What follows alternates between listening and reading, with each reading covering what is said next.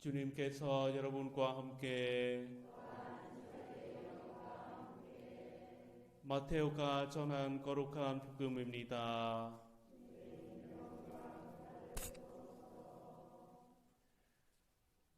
그때 예수님께서 제자들에게 말씀하셨다. 내가 율법이나 예언서들을 폐지하러 온 줄로 생각하지 마라. 폐지하러 온 것이 아니라 오히려 완성하러 왔다.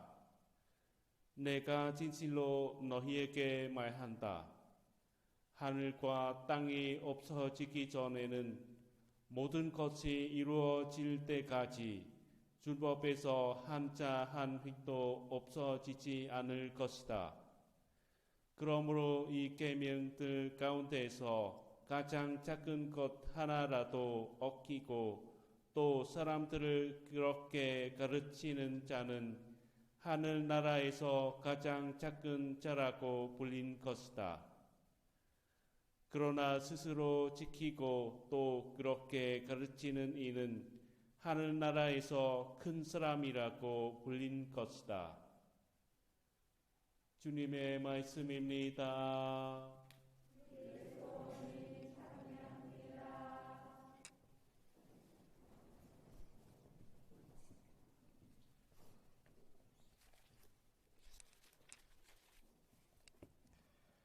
참미 예수님, 이번 연중 제10주간 평일 독서에서는 열왕기 상권의 엘리야 예언자의 이야기가 전해집니다. 예언자란 흔히 잘못 알고 있는 것처럼 점쟁이나 미래를 미리 알려주는 사람이 아닙니다. 예언자는 하느님 말씀을 전해주는 사람들입니다. 오늘은 열왕기 상권에서 하느님 체험을 전해주는 엘리야에 대해서 보려고 합니다. 엘리야는 신약에서도 전해지는데 거룩한 변모 때의 구약의 대표로 모세와 함께 나타나기도 했습니다. 우리가 미사 전례 안에서는 엘리야에 대해서 조금씩만 보다 보니 연결이 잘 안 됐습니다. 오늘은 열왕기 상권에서 전체적으로 엘리야에 대한 설명을 정리해 보고자 합니다.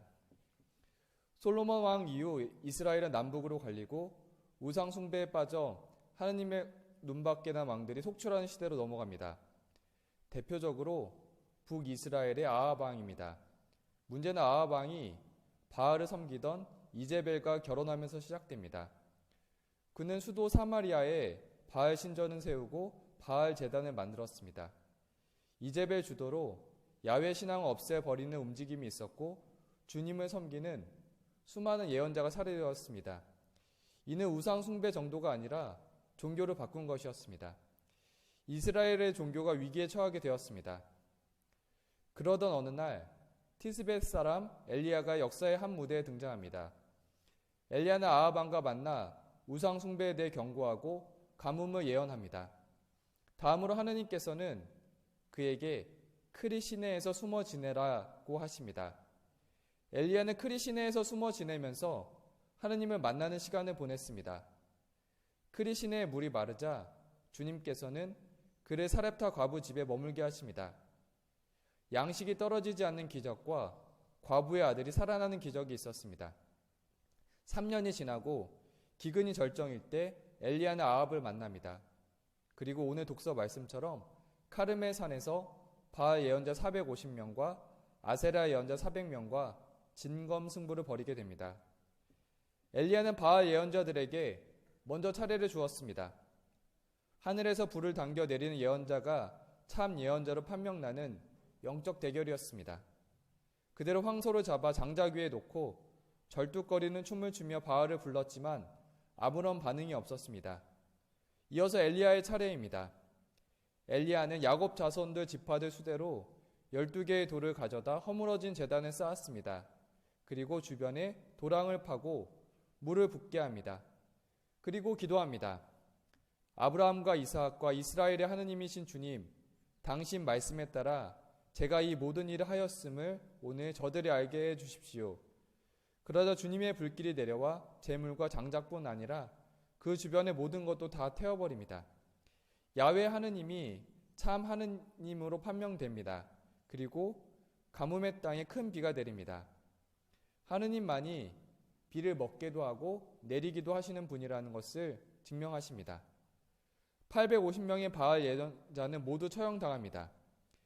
엘리야는 카르멜 산에서 엄청난 대승리를 거두었지만 이제벨이 예언자를 죽이기로 마음먹습니다. 엘리야는 목숨을 구하여 유다 왕국으로 도망칩니다.